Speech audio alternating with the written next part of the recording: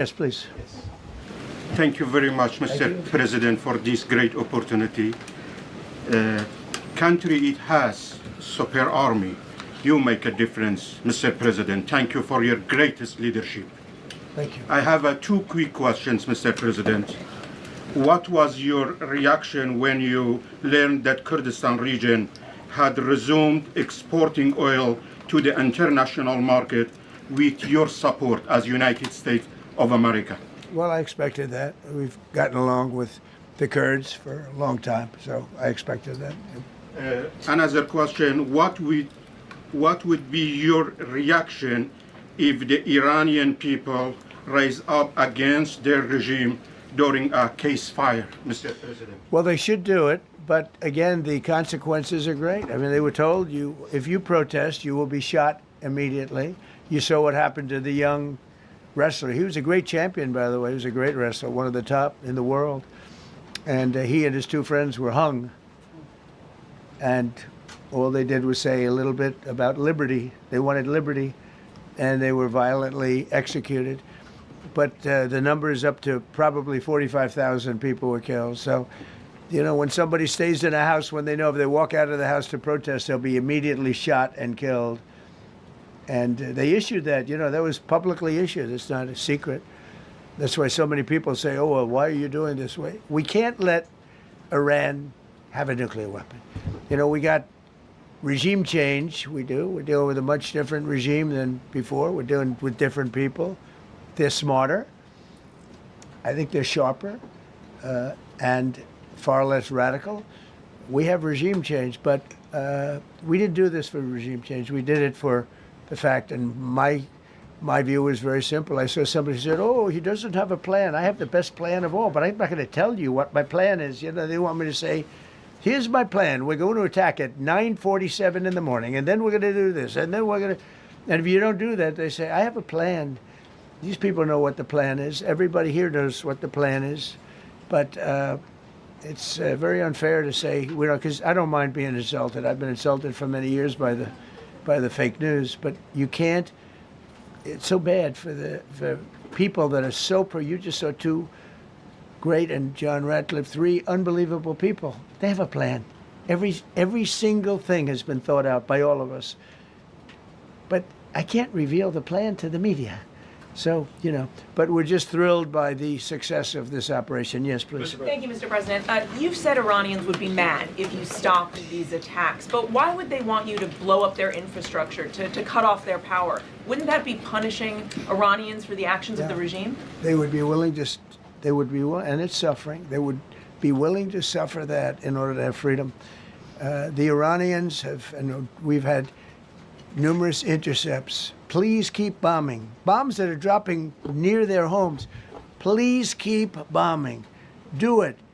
And these are people that are living where the bombs are exploding. And when we leave and we're not hitting those areas, they're saying, please come back, come back, come back. These are the people. I don't know what they do. All I can tell you is they want freedom. They have lived in a world that you know nothing about. It's a violent, horrible world where if you protest, you are shot. Remember the great woman protests where they had 400,000, 500,000 women, and they were all enthused and they were going to protest, and everybody said, oh, the regime's going to come to an end. And then all of a sudden, boom, boom, 5, 6 different areas. A woman would go down right between the eyes. They had snipers. They had 5 snipers. That's all it took. And those 400,000 or 500,000 women said, oh my God, what's that? Oh, look over there, what's that? A woman shot right between the eyes. And after 5 or 6 of them go down, then you start hearing the purr through the vast number of people. And then they said, oh my God, who would do that? And they're incredible people, but they've lived so horribly. They've lived so horribly. You know, Iran was a great country if you go back 25 years ago or so. The Persian people, they're incredible, smart, brilliant actually. And I know so many. I know coming from New York, originally I know so many people from Iran. They're incredible people, incredible energy and very, very brilliant people. And But when you're standing in a group and protesting and you have a woman, in the case of the woman, remember the Great Woman March, everybody was saying, oh, this is the end of the country. And then snipers selectively picked. Every single one was shot right between the eyes from a long distance. They were on top of buildings. Nobody even knew where they were. Where they coming from? This wasn't like a machine gun, which is also very bad. They've done that too. They did that recently. This was snipers sitting on the top of buildings, aiming and hitting women. And when they see people go down, and all of a sudden there's a riot in the reverse direction, and they never came out again. And a lot of the news doesn't talk about that. They talk about, oh, women's rights. You want to see women's rights? You're not going to see it there. It's amazing when I see some of the stupid people like, AOC plus 3, all that group. They talk about, oh, freedom for Iran. They don't tell you the real facts. Women, men, gays. How about gays for Iran? They kill the gays. They throw them off buildings. So I wonder what's going on. I can only say this. They want us to keep bombing, even if it jeopardizes, because their life is in much greater danger. They want freedom for Iran, but it's very hard for them to protest. I actually tell them, I said, don't go out. I fully understand. Nobody in this room would go out. I don't think there's any, because frankly, it's not a question of bravery. We're all brave, right? You're brave, I'm brave, we're all brave. But we're also intelligent. If you have people shooting at you, expert shots with the best rifles you can get, and hitting you right between the eyes every single time, and you're looking here and you're seeing and you're looking here, you're out of there. I don't care who it is. Please. Mark Meredith, Fox News. I know that. Oh, thank you. How would I know that? Go ahead. America's watching. No. Good job. Can we go back to the weekend? First off, was everyone on board with the operation, or were there people that were trying to talk you out of going through with the operation this weekend? Not everybody was on board. Somebody else within No, you? there was military people, very professional, that preferred not doing it. These two were totally on board, which was very important. They weren't, it would have had a little difficulty. But no, there were military people that said, you just don't do this. You don't go into the heart of a very powerful military. This is, hey, you have countries and countries. You have some countries where military is not their strong suit. This whole thing is militarized like nobody's ever seen before. Half the people are wearing uniforms. And we had people within the military. Usually it's not done. That's one of the reasons. I was surprised. Somebody said it's the only time it's ever been done. I said, that's not possible. But it is possible, because you're going into hundreds of thousands of soldiers along the path. I mean, look at some of the helicopters, how they got hit. So, yeah, there were people within the military that said it's a wise. And don't forget, how many men did you send altogether, approximately, for the operation? I'd love to keep that a secret. Okay, well, but I will tell you, the number, I'll keep it a secret, but it was hundreds. And hundreds of these people, it's pretty good. Is he central casting? But hundreds of people went into this journey. Hundreds of people could have been killed. Forget about the equipment, a lot of equipment, nobody cares. Hundreds of people could have been killed. So we had people that were within the military that said this is not a wise, and I understood that, but I decided to do it. Was there a point that that you were thinking there's too much on the line, and somebody was saying maybe we abort this now and wait? I mean, given the resource, like the general said, it seemed like there was so much on the line here. You must have been thinking, this could have completely changed the next 3 years. So the first one, which was in many ways as dangerous as the second, I guess it gets, because we're flying over daylight. We're the best at the world at night. We have goggles that nobody, we have goggles, I've tried them, they're unbelievable. I see better with the goggles at night than I see without them during daylight. I mean, daylight today, we have a beautiful day. You see just as well with goggles. In many ways, it's enhanced. So we have the best in the world. So it's much safer for us to do it at night, whereas other people, no other country has that capability. They don't have that particular piece of equipment like we do. But when I was told flying and in daylight, I think we flew 7 hours over Iran, and that's a long time, over unbelievably hostile territory, where they have nothing but weapons. We took out their anti-aircraft, which is great. We took out their radar, which is great. We took out a lot, but they still have, what hit this one was a handheld shoulder missile, heat-seeking missile. So it's not like, they're totally whatever. And they had probably a little luck, because you got to get lucky. But they shot it, and it got sucked in right by the engine. But these guys were out of there. They were great. Their timing was great. But no, I was told that this is a very dangerous mission. I understand. They didn't say it's a foolish mission. They said, we're going to be sacrificing hundreds of people do this. This is, you have tankers that are flying over this area so that because the flight was so long, they had to refuel. It's a very dangerous mission. I just felt it was worth it. If you would have told me that we would have been successful, gotten both, and nobody was even essentially injured, I would have said that would be impossible. Yeah, please. Mr. President, thank you very much.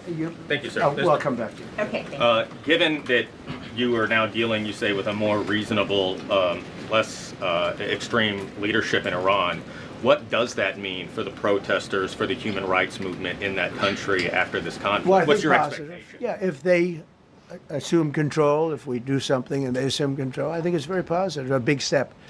I don't think you'd see the radicalization that you have seen in the last. Look what happened. Women are being executed because they're not properly clothed, they say. They're not properly clothed, and they execute the women. They shoot them right on the street. No, you have a much different group of people. Now, I'm not saying we are dealing with them. Essentially, they have till 8 o'clock tomorrow night, Eastern time. But we are dealing with them. I think it's going well. Mr. Witkoff is here, and JD's involved in the dealing. Mr. Witkoff is sitting right here, and I think it's going fine, but we'll have to see. You have to understand, we've been dealing with these people for 47 years. I'm standing here with a much more powerful Iran as of a month ago, not anymore. Right now, they are decapitated. But I'm standing here a month ago with a much more powerful Iran than it was at any point during 47 years. This should have been handled by 7 presidents, a lot of presidents. And those presidents are saying now, every one of them to their friends, we should have done this a long time ago. So it's not something I like doing. It's very dangerous, and we're getting them at the height of their strength. If I didn't terminate the Barack Hussein Obama Iran nuclear deal, they would have had don't forget, that was a path to a nuclear weapon. Remember this. He chose Iran over Israel, pure and simple. How Israel can vote for a Democrat is, if you're Jewish in New York City or any place else in this country, and how you can vote for a Democrat is unbelievable, because he chose Iran, a very hostile Iran. Remember when he filled up a 757 with cash, billions of dollars of cash, and he sent it over to them. Then they gave them tens of billions of dollars. He chose Iran over Israel, and really the Arab world, if you look, because, the other, Saudi Arabia, Qatar, UAE, you take a look. I can add Kuwait, and I can add Bahrain, and you can add others.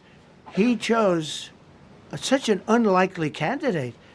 Nobody could believe it. Frankly, if you're going to choose between Iraq and Iran, he should have befriended Iraq. He went in the exact opposite direction of all thinking, and he made a terrible mistake. But that was a road to a nuclear weapon. And when I terminated that, everyone said, oh, he terminated it. It was one of the best things we ever did, because he had a road to a nuclear weapon. And it was a very short-term deal. Countries don't do 10-year deals. Countries do hundreds of years. You don't do a 10-year deal. For a country, this isn't, you're a landlord and you're renting a store on a certain street, and you give somebody a 5-year or a 10-year lease. This is a country. It was a short-term deal. It was ready to expire.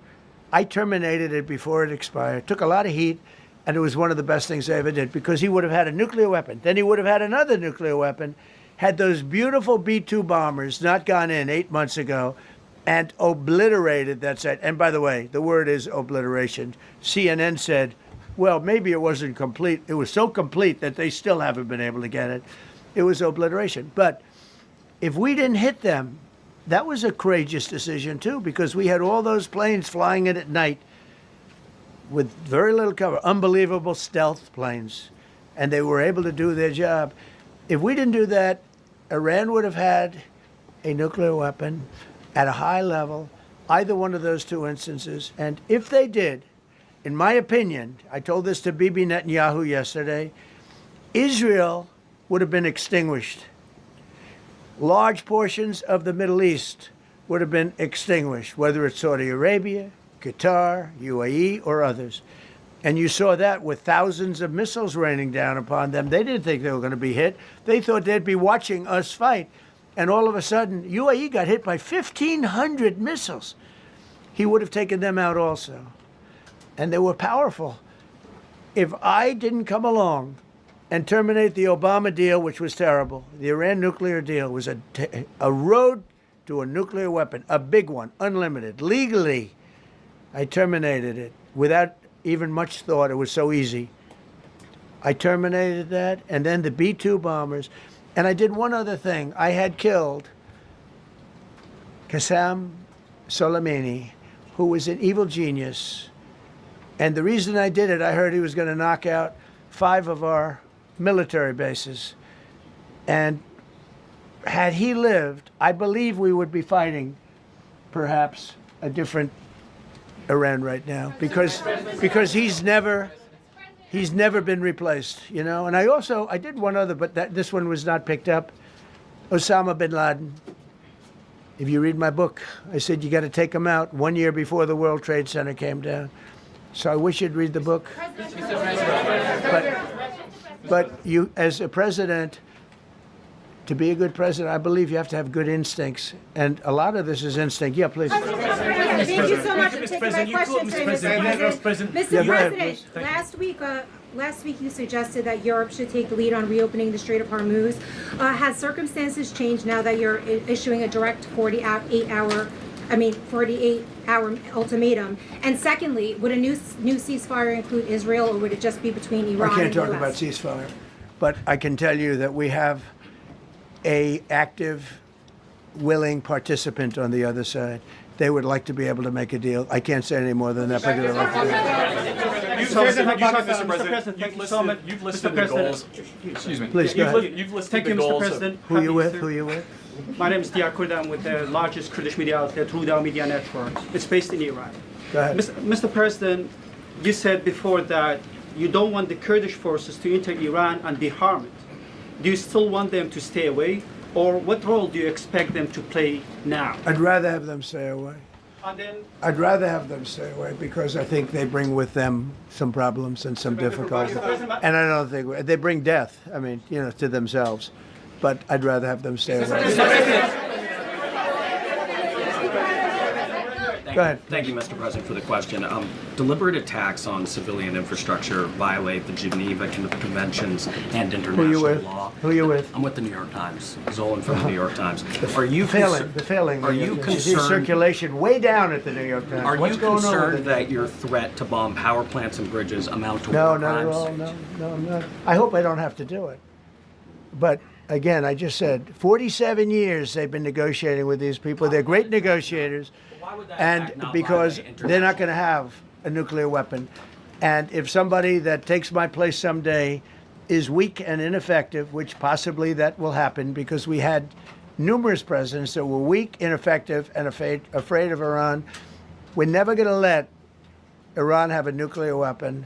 And if you think it's okay for people that are sick of mind, that are tough, smart, and sick, really sick, from a policy standpoint, from a any which way you want to say, mentally, these are disturbed people. If you think I'm going to allow them, and powerful and rich, to have a nuclear weapon, you can tell your friends at the New York Times, not going to happen. It means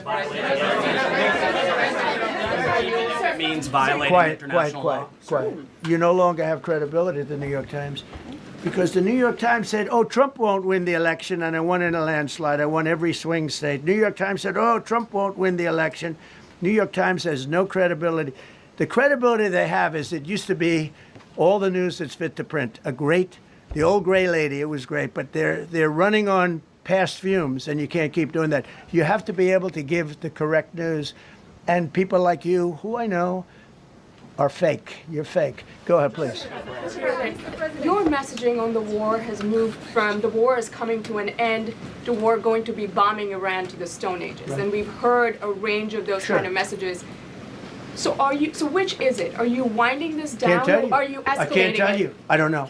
I can't tell you. Depends what they do. This is a critical period. They have a period of, well, till tomorrow at 8 o'clock.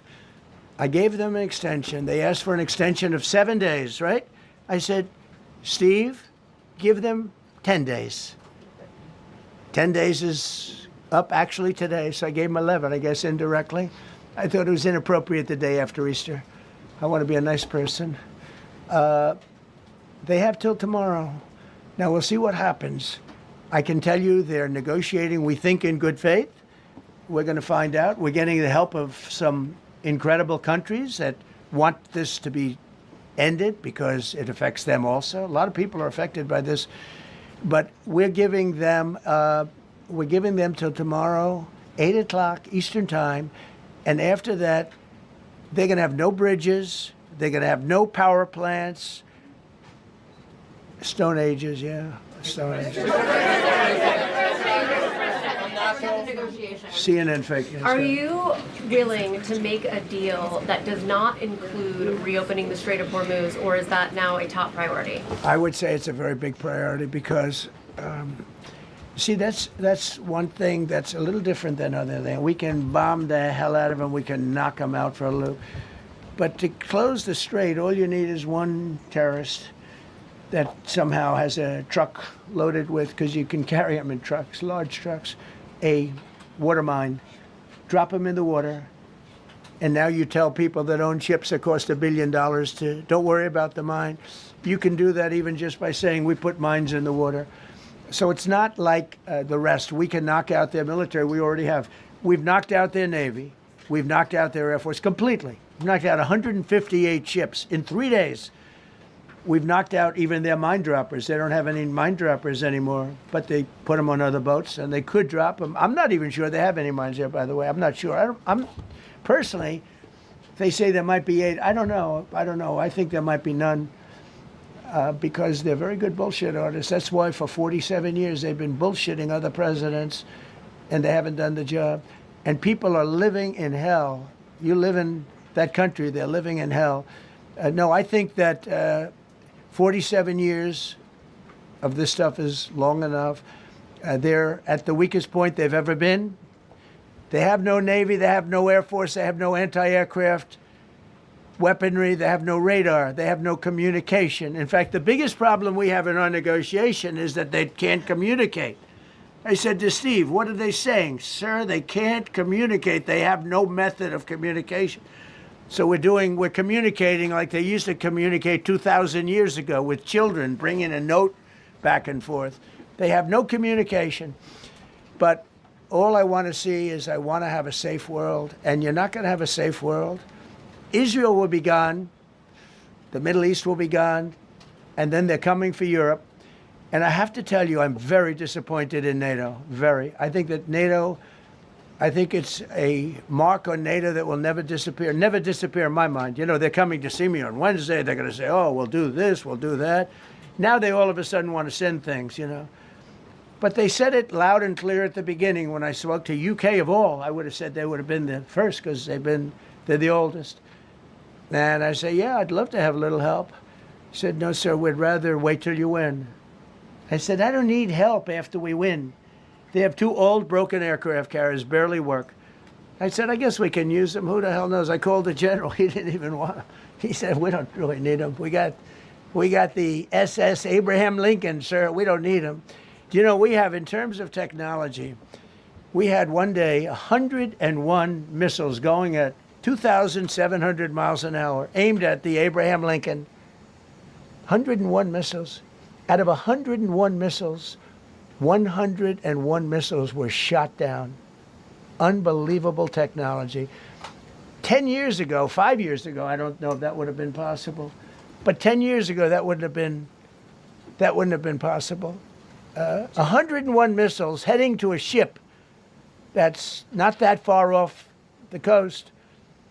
And out of the 101 missiles, we shot down all 101. We have weaponry.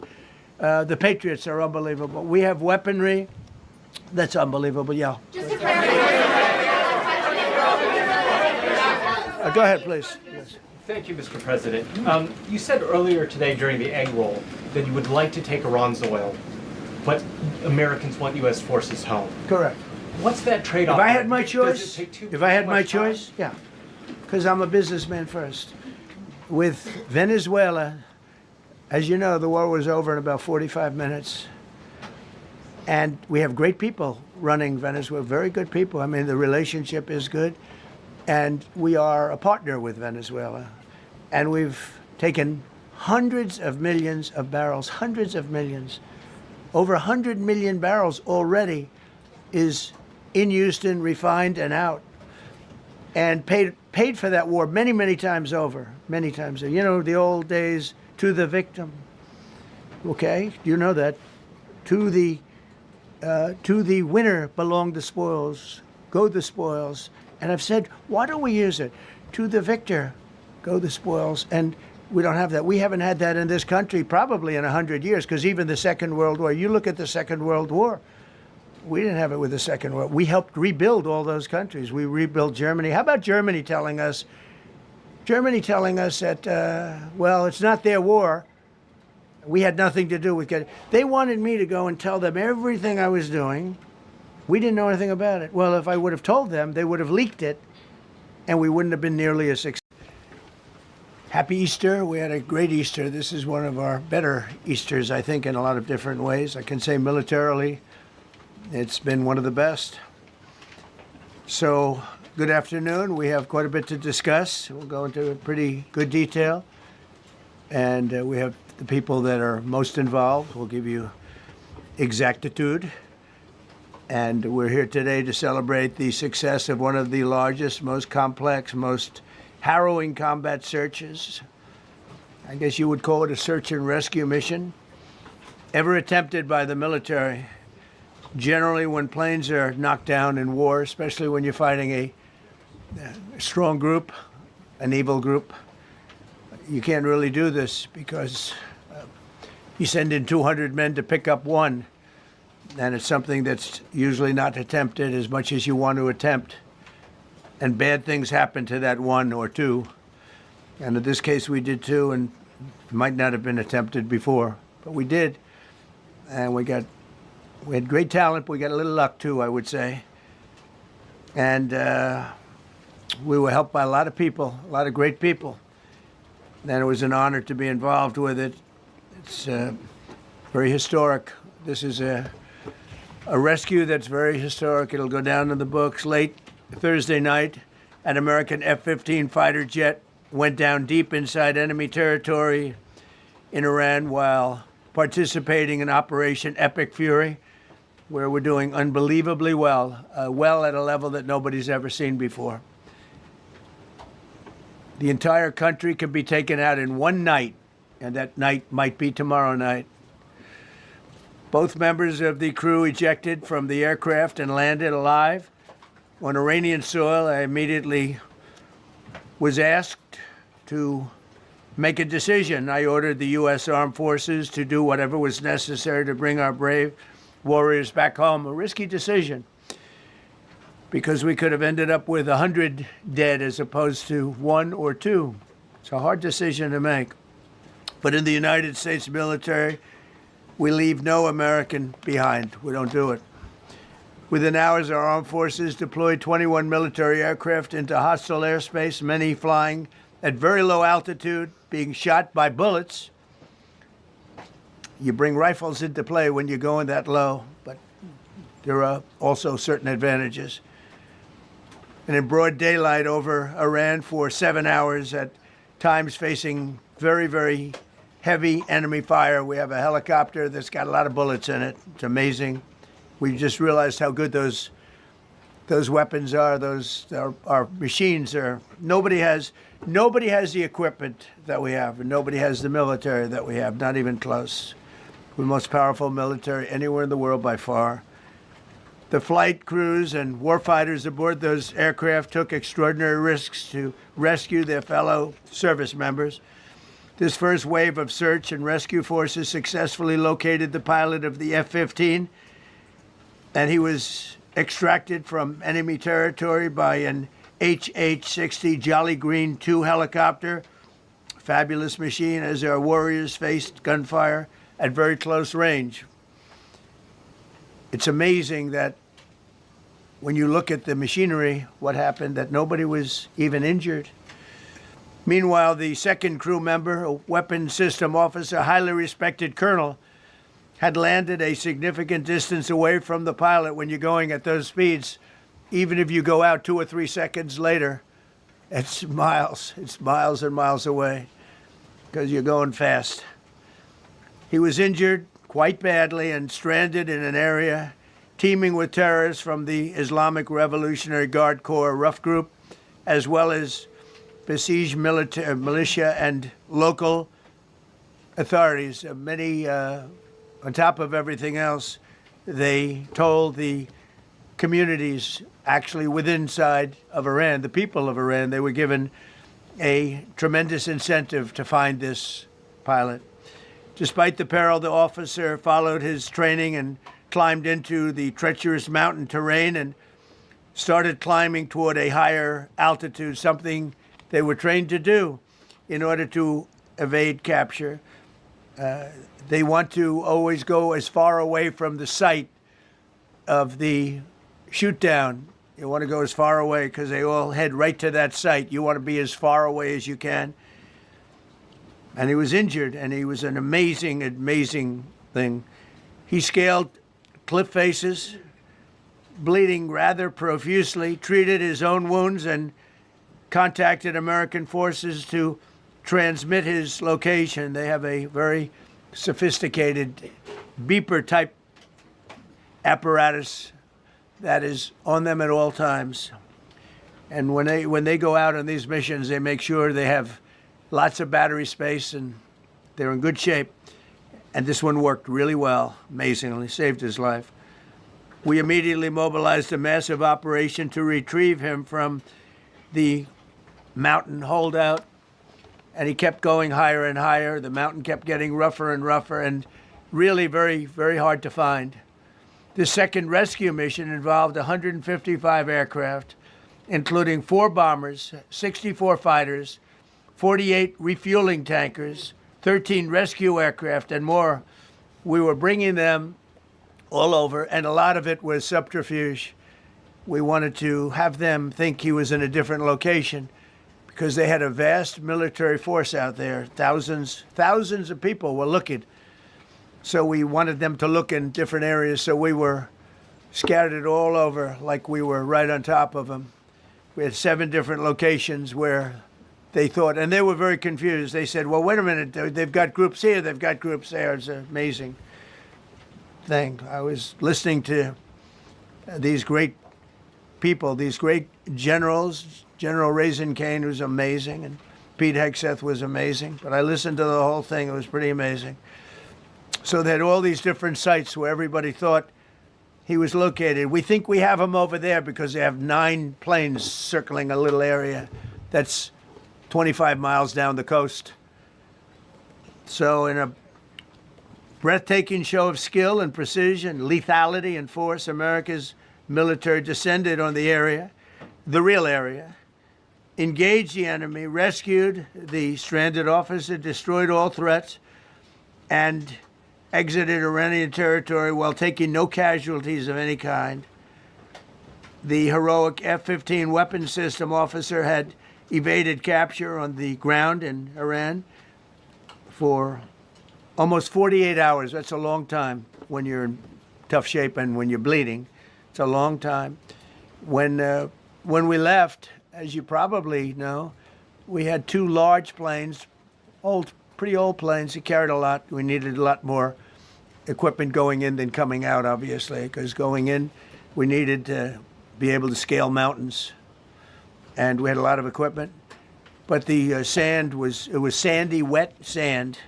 So we thought there may be a problem taking off because of the weight of the plane, and then we also had all the men jumping back onto the planes, and they got pretty well bogged down. And we had a contingency plan, which was unbelievable, where lighter, faster aircraft came in, and they took them out. We blew up the old planes.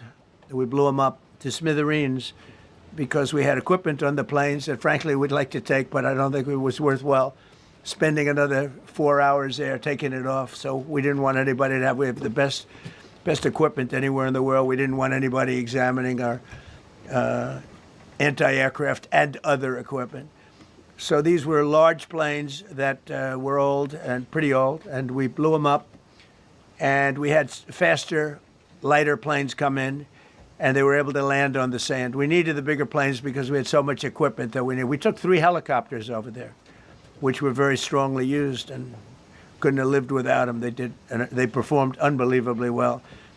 And if you'd see it, you wouldn't believe it. They came off the plane, and these guys had them. The rotors were off.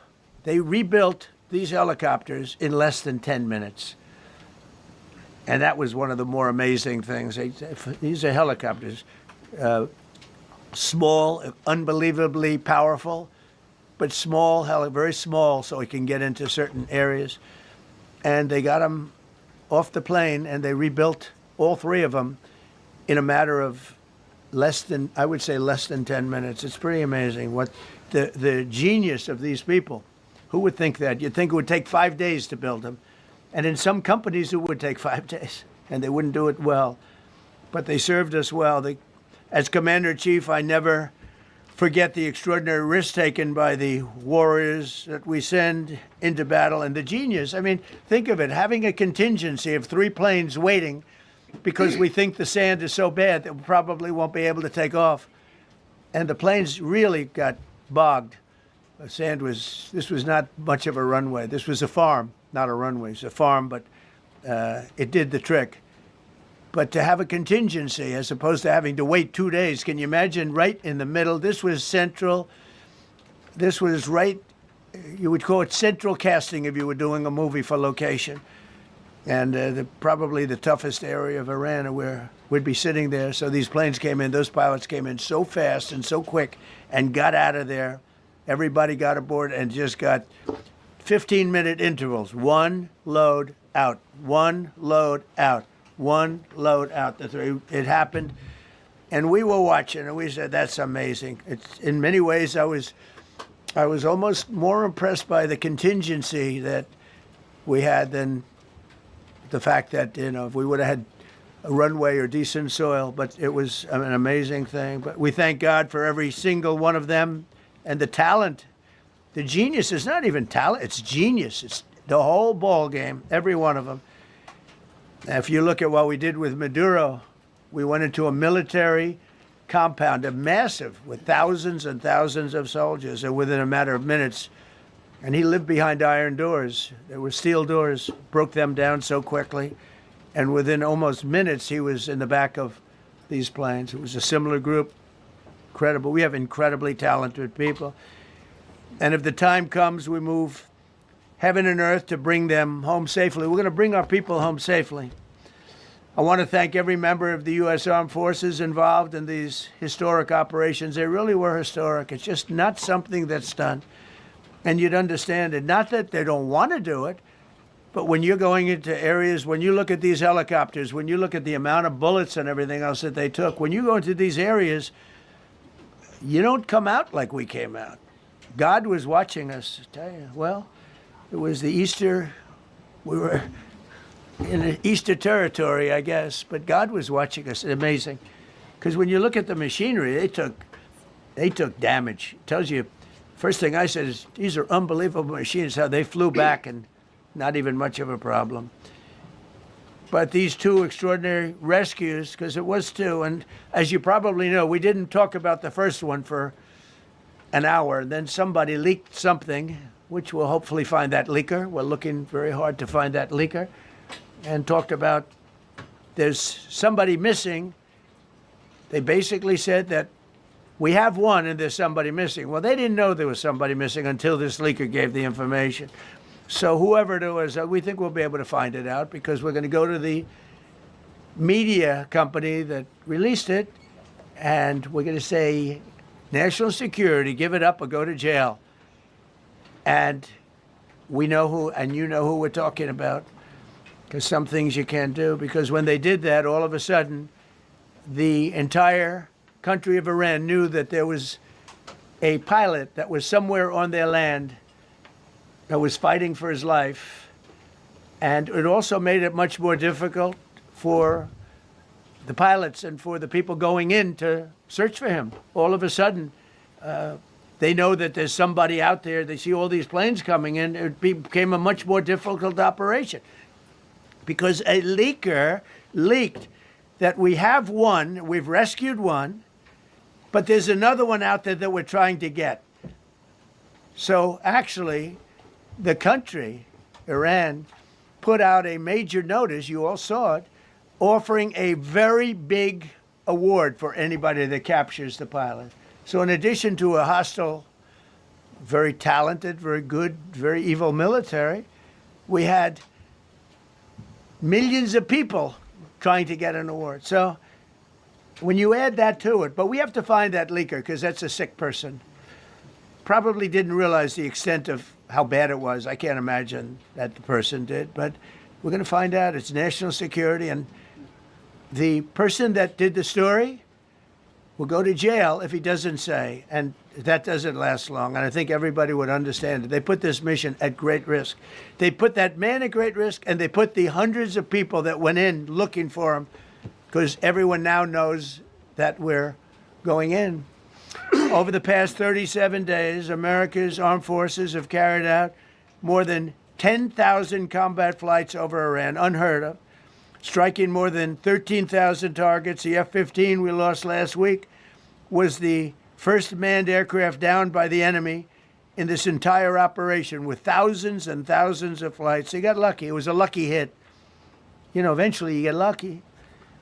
But we got lucky too because we got both of them back. But it's a record that is unparalleled in the history of military air operations. Nobody's ever seen anything like it. It's such an honor to be involved with it. We were up late at night, and then we were waiting for those contingent planes to come in, and we say, come on, let's go, get in, because they're waiting out on this farm without a runway, with wet, crummy soil, sand, mostly sand, wet sand, and it eats planes alive, and we're waiting, and we're saying, I hope that one can land and take off. And they came in like magic, boom, boom, boom, one after another. It was like genius. I'm so impressed by that. Because we were a little concerned. We said, boy, if they don't get in and get up fast, we're sitting in them. And that's called Iran Prime, right, General? That's where the whole bet is. And here we are sitting there waiting for a plane. But they came in so fast and so hard, and these guys knew exactly what to do. Let's go, come on, get in, let's go, pwah. They came one right after another, not at the same time. They don't want to come at the same time. They had to come right after each other. They didn't have any room. There was barely any room to land. Tiny little patch of very wet earth and sand. So I'm so proud of the people that I have standing up here with me and many others that worked. I mean, so many. Steve Witkoff's over here. He's doing fantastically. Jared Kushner. But the people that are here, the job they did is amazing. And I think I'm going to introduce the head of the CIA, and he is a man he's central casting, okay? If we cast a movie, he's going to play the head of the CIA. He's one of the few. John Ratcliffe, he did a phenomenal job that night. He did something that I don't know if you want to talk about it. If you want, you can. I'm not sure you're supposed to. I'm not going to talk about it. But the CIA was very responsible for finding this little speck. It's like they used an expression on one of the shows. A general was talking about, it's like finding a needle in a haystack, finding this pilot. And the CIA was unbelievable. And you may, if you can, you'll talk. It might be classified, in which case I'd have to put him in jail if he talks about it. And I don't want to put him in jail. He doesn't deserve that. So, John, do you want to say a few words? Thank you. Thank you, Mr. President. It's a privilege to be here with you today to share what we can about this exceptional mission and to recognize the ingenuity and bravery of those who executed it, as well as the leadership and resolve of the president who ordered it. One thing that has been clear to me in this role is that the flawless military operations that the Department of War is known for are hostage to flawless intelligence. We saw that in the skies over Iran in Operation Midnight Hammer last summer. We witnessed it in Venezuela during Operation Absolute Resolve. We've seen it against the cartels in the Western Hemisphere, and we're seeing it every day in Operation Epic Fury, including this mission to rescue an aviator buried deep behind enemy lines. Because it is the unique tradition of the U.S. Armed Forces that we leave no man or woman behind, this was a no-fail mission. That was the spirit in which the President put us to work, and we were determined not to let him down or our airmen down. As an agency, the CIA possesses unique capabilities that only the President can deploy. Some of these capabilities fall under covert action authorities, and because covert means exactly that, I'm not going to be able to tell you everything that you want to know. At the President's direction, we deployed both human assets and exquisite technologies that no other intelligence service in the world possesses to a daunting challenge, comparable to hunting for a single grain of sand in the middle of a desert. This was also a race against the clock, as it was critical that we locate the downed aviator as quickly as possible, while at the same time keeping our enemies misdirected. For that reason, in addition to the human and technical assets deployed by the President to find our airmen, CIA executed a deception campaign to confuse the Iranians who were desperately hunting for our airmen. On Saturday morning, we achieved our primary objective by finding and providing confirmation that one of America's best and bravest was alive and concealed in a mountain crevice, still invisible to the enemy, but not to the CIA. That confirmation was relayed by Secretary Hegseth to the President, and the operation quickly moved to the execution phase. Following the successful exfiltration on Saturday night, our intelligence reflects that the Iranians were embarrassed and ultimately humiliated by the success of this audacious rescue mission. When the President asked me to lead the CIA, he made it clear: get back to basics, no politics, no agendas, tackle the hardest problems, and execute the toughest missions. This President is about results, and now that's what his CIA is about too. The professionals at the agency and at the Department of War deserve immense credit for their flawless execution during this daring mission. Their skill, creativity, and courage are unmatched on the battlefield wherever they step. But none of that matters, and all of that is wasted without a President with the political courage to put them into action.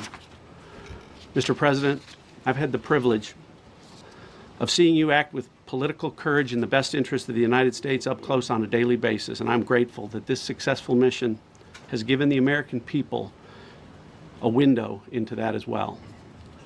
The Secretary and Chairman will tell you that our service members' confidence is boosted by a Commander-in-Chief who has their back the same way they have yours. And I know that the confidence of CIA's officers is boosted by the knowledge that their work is informing a President who's not afraid to make the hardest decisions when the stakes are highest. And to the American people, your confidence should be boosted by knowing that the security of the nation is in the hands of a President who's willing to take on problems that have confounded both sides of the political aisle for nearly half a century. It is an honor to serve under a leader who just proved that you can believe him when he says, no matter what, we will leave no one behind. We will come for you. Thank you. Thank you, sir. Oh, sorry. Well, John, thank you for the collaboration of the CIA as well. Incredible and ongoing partnership. Ladies and gentlemen, fellow Americans, and especially the brave warriors in our armed forces, over this Easter weekend, the United States military has once again proved why we possess the greatest fighting force the world has ever known. In 2 extraordinary combat search and rescue operations deep inside enemy territory in Iran, our warriors executed missions of breathtaking skill, courage, and precision. When our warriors are unleashed, as this president has allowed them to be, they are unstoppable. When American airmen were down behind enemy lines, our forces and our president did not hesitate. Special operators supported by elite air crews and intelligence professionals moved swiftly and decisively into treacherous mountain terrain under the constant threat of Iranian forces closing in. Ultimately, it was an impotent Iranian threat. And today, as the CIA director mentioned, Iran's military, and we know this, is embarrassed and humiliated, and they should be. Now, these are not routine operations. They were high-risk, high-stakes missions conducted in the heart of enemy territory. This was not just barely into Iran, this was deep into Iran, involving coordinated strikes to suppress threats, deception tactics to protect our teams, and full synchronization across air, ground, and special operations. The Iranians are still asking themselves right now, how did the Americans do this? 1 downed airman evaded capture for more than a day, scaling rugged ridges while hunted by the enemy. When he was finally able to activate his emergency transponder, his first message was simple, and it was powerful. He sent a message, God is good. In that moment of isolation and danger, his faith and fighting spirit shone through. You see, shot down on a Friday, Good Friday, hidden in a cave, a crevice, all of Saturday, and rescued on Sunday. Flown out of Iran as the sun was rising on Easter Sunday. A pilot reborn, all home and accounted for, a nation rejoicing. God is good. Despite incoming fire and unforgiving conditions, our troops brought every American home. No American lives were lost. We leave no man behind, and that is not luck. It's the result of unmatched training, superior technology, an unbreakable warrior ethos, and sheer American grit. Our special operators, pilots, and support crews performed with near perfection under fire, and they were lethal.